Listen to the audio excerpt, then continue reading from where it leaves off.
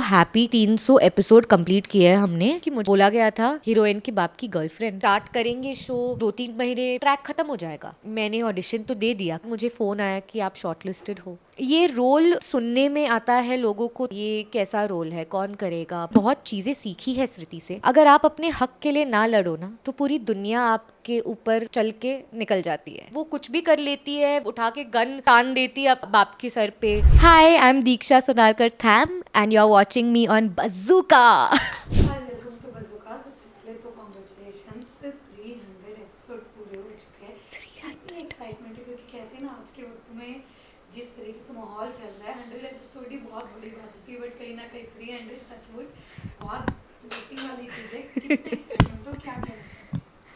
मैं बहुत एक्साइटेड हूँ। आई एम सो हैप्पी कि 300 एपिसोड कंप्लीट किए हैं हमने। शूट का जो पहला दिन था, जब शो के शूट का पहला दिन, वो मेरा पहला दिन था शूट का। तो शुरुआत मुझसे हुई थी एंड आई होप कि ये चलता रहे और कभी भी ख़त्म ना हो शो। बट जब तक है तब तक मैं रहूँ, यही मेरी दुआ है। And I hope that the audience loves us. I hope we do better. 300 episode की जो जर्नी है वो बहुत ही खूबसूरत रही है। हमारा परिवार बना है साथ में सबका। तो I am extremely happy and I am looking forward to the next 3,000 episodes more. क्या कहना चाहोगे फिर, जिस तरीके से हमने देखा आपके किरदार को लेके, जब ये ऑफर आया था तो क्या थिंकिंग थी, कैसे सोचा था कि हाँ ये करना है? जब मुझे ऑफ़र आया था तो मैं इतनी इंटरेस्टेड थी नहीं है, ऑनेस्टली स्पीकिंग, क्योंकि मुझे जो बोला गया था हीरोइन के बाप की गर्लफ्रेंड, तो मैंने सोचा कि कितना ही होगा। मतलब हम स्टार्ट करेंगे शो, फिर वो 2-3 महीने ट्रैक ख़त्म हो जाएगा। बट ऐसा नहीं हुआ। मैंने ऑडिशन तो दे दिया, क्योंकि मैं आई बिलीव कि हर ऑडिशन देना चाहिए। और रिजेक्शन तो मतलब हम it's a part of our life as actors. हमारे ऑडिशंस रिजेक्ट हो जाते हैं या हमको वो शो नहीं मिलता है, हम बहुत यूज्ड टू हो जाते हैं इन चीज़ों से। तो चलो दे ही देते हैं करके मैंने दे दिया ऑडिशन। एंड कुछ 1-1.5 हफ्ते बाद मुझे फ़ोन आया कि आप शॉर्टलिस्टेड हो। एंड प्रोडक्शन से फ़ोन आया, सब बात हुई। तब भी मैं थोड़ी सी स्केप्टिकल थी कि ये कैसा रोल है, क्या है। मतलब है नेगेटिव, बट ऑब्वियसली अभी हीरोइन की बाप की गर्लफ्रेंड है तो नेगेटिव तो होगा ही।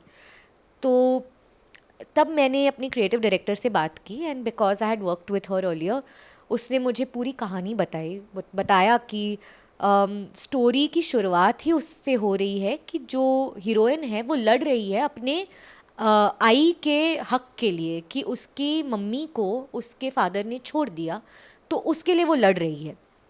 एंड उसमें ऑब्वियसली बहुत बड़ा योगदान है इशिका का। तो फिर मैंने सोचा कि चलो कर ही लेते हैं। इट सीम नाइस, इंटरेस्टिंग लगा, अलग था।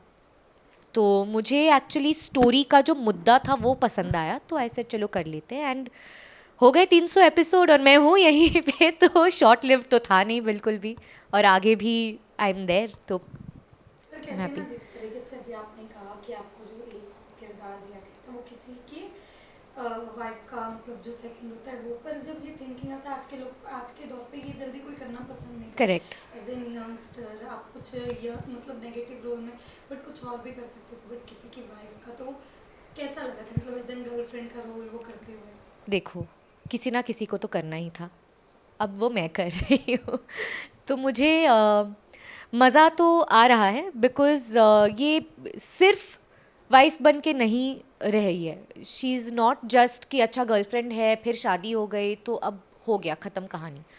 ये बहुत चीज़ें कर रही है। उसका जो रिलेशनशिप है बबीता आहूजा के साथ, उसका रिलेशनशिप है प्रियंका के साथ, ये सारी चीज़ें भी हैं, ये सारी चीज़ें मैटर करती हैं। बबीता जी ने इशिका को हेल्प किया, इशिका ने बबीता जी को हेल्प किया, अब इशिका प्रियंका को हेल्प कर रही है। तीनों की जोड़ी तो नहीं बोल सकती, तीनों के ग्रुप बन गई है एक। तो ये रोल आई नो जब सुनने में आता है लोगों को तो लगता है कि अरे यार ये कैसा रोल है, कौन करेगा, पसंद भी नहीं आएगा ऑडियंस को। और हाँ ऐसा था। आप जब अ, इस रोल का कैरेक्टर का डिस्क्रिप्शन ही देखो तो वो वही नेगेटिव है, तो वो ऑब्वियसली कैरेक्टर नेगेटिव होगा। वो ऑडियंस के पर्सपेक्टिव से हीरोइन के पीओवी से पूरी स्टोरी जब बताते हैं हम, तो हीरोइन के लिए उसके पिता की दूसरी बीवी, एक जो स्टेप मदर का जो टैग होता है वो तो होगा ही। और ये बहुत इंटरेस्टिंग मुझे लगा कि ओके ये हम स्टिग्मा ब्रेक करने की अगर कोशिश कर रहे हैं इस शो के जरिए, तो I think that's a good thing. और मुझे इसीलिए I am very happy that I am playing this character honestly. Course इसके अलावा हम लोग जानना चाहेंगे श्रुति झा के बारे में, जिन्हें इतना मतलब काफ़ी लोगों ने पसंद करते हैं क्योंकि जिस तरीके का शो उन्होंने प्रीवियस किया था उस वे में आपके साथ किस तरीके का बॉन्ड है, क्या बताना चाहोगे आप? बॉन्ड तो आई वुड से सबका ही बहुत ही अच्छा है, टचवुड ऑन सेट। हम सब एक परिवार की तरह है। हमारे एक्टर्स, को एक्टर्स से लेके हमारे क्रिएटिव डायरेक्टर, हमारी पूरी कैमरा टीम, हमारे स्पॉट दादाज, हमारे lighting team, everybody is a big family. आपने देखा भी होगा कि 300 एपिसोड के जो सेलिब्रेशन में सब साथ में पागलों की तरह नाच रहे हैं। एंड यही मुझे बहुत पसंद आता है कि you wake up and you want to go to work. It's not like अरे यार काम पे जाना, इट्स लाइक अरे यार काम पे जाना, अच्छी बात है। और इन सब में स्मृति के बारे में बताया जाए तो मैंने बहुत चीज़ें सीखी है स्मृति से। वो काफ़ी सालों से इस इंडस्ट्री में काम कर रही हैं। और एक इंस्पिरेशन के तौर पे हम सब के लिए, ना कि सिर्फ मेरे लिए, बट आई नो कि हम सब के लिए वो एक इंस्पिरेशन ही है। जिस तरीके से वो अपने आप को हैंडल करती हैं सेट पे, कभी कोई इश्यूज़ नहीं, मैंने कभी उसे गुस्सा होते नहीं देखा है। अगर उसे प्रॉब्लम भी होती है तो उसको पता है वो कैसे हैंडल करनी चाहिए। She is very sorted, she is very clear in her mind and she is very mature, but at the same time मस्ती भी भरी हुई है उसमें। तो बहुत ही मज़ेदार टाइम होता है हमारा जब हम सब साथ में होते हैं तब। And like I keep telling people कि मुझे बड़ी होके स्मृति बनना है। तो ये मेरा एक चीज़ है कि I really want to know how she handles and carries herself, and I want to be that. I am to be Smriti Jha when I grow up. Okay, well Ishika से दीक्षा ने क्या सीखा है? इशिका से दीक्षा ने थोड़ा बहुत यही सीखा है कि अगर आप अपने हक के लिए ना लड़ो ना, तो पूरी दुनिया आपके ऊपर चल के निकल जाती है। ये चीज़ है क्योंकि ये मैं हूँ काफ़ी, एज दीक्षा मैं हूँ काफ़ी भोंदू तो हूँ। मतलब मैं अपनी जान किसी पे भी छिड़क सकती हूँ। मैं कल को कोई पहली बार भी मिले और मुझे बोले कि अच्छा मुझे ये चाहिए, तो मैं वो आउट ऑफ द वे जाके उनके लिए कर लूँगी। और ये चीज़ मेरी दादी मुझे बहुत समझाती है कि नहीं ऐसा नहीं होता है, दुनियादारी सीखनी पड़ती है। और मुझे लगता है इशिका ने कहीं ना कहीं मुझे वो दुनियादारी सिखाई है कि अगर आप अपने हक के लिए ना लड़ो, कि अगर आप किसी को, कोई आपसे कुछ मांगे तो ना बोलना सीखो। ये सारी चीज़ें मैंने आई थिंक अपने कैरेक्टर से सीखी है, विच इस उम्र में आई थिंक सीखना ज़रूरी भी है। नहीं तो लोग कुचल के चले जाएंगे और मैं कहीं की नहीं रहूँगी। वेल आपने काफ़ी प्रीवियस शोज भी किए हैं, काफ़ी अच्छे शोज किए। अगर आपको दोबारा मौका मिले, ये पूरा भगवान करे सालों साल चले, फिर कभी ऐसा मौका मिले पार्ट 2 में जाने का, कौन सा आप करना पसंद करोगे?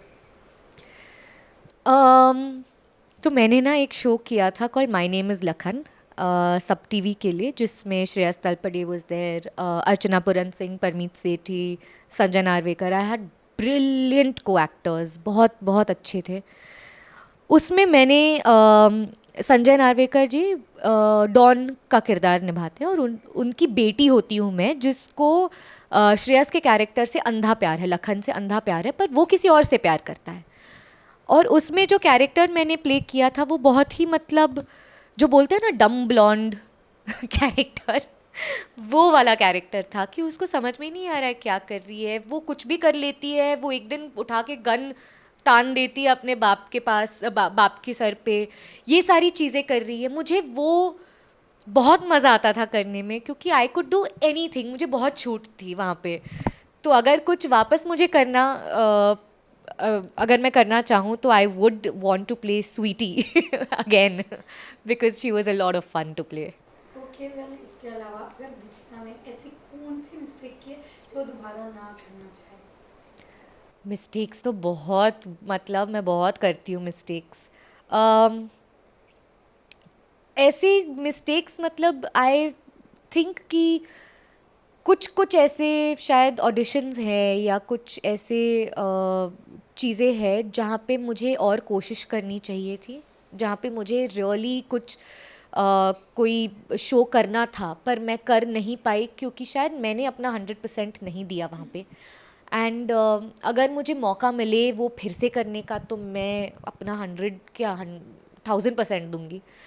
तो ये चीज़ें हैं कि ये मिस्टेक्स है जो मैं कर चुकी हूँ पास्ट में, जो अभी मैं यही सोचती हूँ कि लाइक आई सेड, जो भी कैरेक्टर हो, जैसा भी हो, अपना 100% देना है। और जैसे मैंने इस शो के लिए दिया, और देखो आज मैं यहाँ पे हूँ एज इशिका, तो ये मिस्टेक मैं दोबारा नहीं करना चाहूँगी। वेल, इसके अलावा मैं एक्टिंग कर रही थी तो मैंने काफ़ी फ्रेंड्स देखे, क्यूट थे। मैं उसके कहती ना, एक जैसे एक मुझसे पूछा जाता है आपकी पसंदीदा औरत कैसी, और आपसे मैं पूछूंगी आपके लिए आपकी पसंदीदा मर्द कैसे होनी चाहिए, क्योंकि वो आपके जो फोटो फ्रेम में देखा काफ़ी क्यूट सा मोमेंट, उसके बारे में क्या कहना चाहोगी? क्या कहना?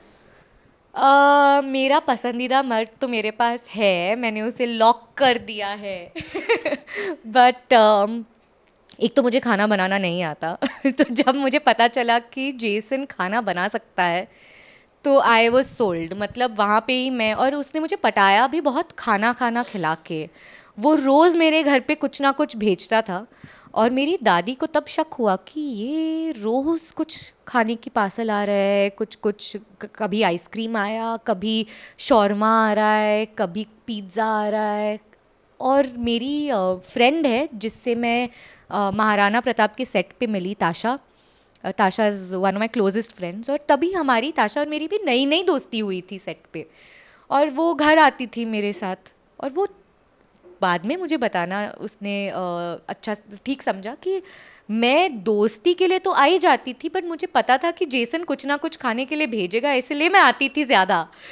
तो आई थिंक मेरे, मतलब बोलते हैं ना कि आदमी के दिल का रास्ता पेट से है, वो मैं वो आदमी हूँ but he is very caring. जैसे अगर उसका शूट ना हो और मैं शूट से घर आई तो खाना वाना गरम करके मुझे देता है, घर का पूरा ख्याल रखता है। जैसे बोलते हैं ना कि you have to divide work at home, क्योंकि हम अकेले रहते हैं, हम सिर्फ 2 लोग रहते हैं घर पे, तो हर चीज़ डिवाइड होती है कि अच्छा यू आर डूइंग दिस। और अगर नहीं कर पाए तो ऐसा नहीं है कि हम झगड़ा करने लगते हैं कि अरे तुमने ये नहीं किया, अरे तुमने वो नहीं किया।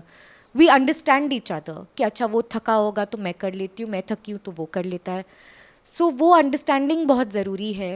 और हमारे बीच का रिलेशनशिप भी काफ़ी, मतलब फ़न है। अभी उसका शो रिलीज़ हुआ जिसमें वो बिल्ली को पिस पिस कर रहा था, तो आज 2 दिन से मैं उसको फ़ोन पे पिस पिस ही कर रही हूँ। तो वो उस, मतलब ऐसी छोटी छोटी चीज़ें। So we are married now, it will be 3 years in November, but we are still dating each other, and I think that's very important. Okay great. Well, इसके अलावा जो काफ़ी फैंस बहुत ज़्यादा प्यार दे रहे हैं, सपोर्ट कर रहे हैं आपके शो को, उसके लिए जाते जाते क्या मैसेज देना चाहोगे? मैं पहले तो बहुत बड़ा थैंक यू बोलना चाहूँगी कि फैंस देख रहे हैं शो, अप्रिशिएट कर रहे हैं, प्यार दे रहे हैं शो को भी, मुझे भी। एज दीक्षा, एज इशिका, दोनों मुझे बहुत अप्रिसिएशन मिल रही है, तो thank you very much. And अब तक आपने जो इशिका को देखा है, जिस इशिका को देखा है, आप अगर आगे आगे देखेंगे तो आपको बहुत अलग भी इशिका दिखाई देगी। एंड आई होप कि आपको वो वाली भी इशिका पसंद आए, and I hope I can live up to their expectations and live up to the character as much as possible for me. And thank you very much, और ऐसा ही प्यार देते रहिएगा।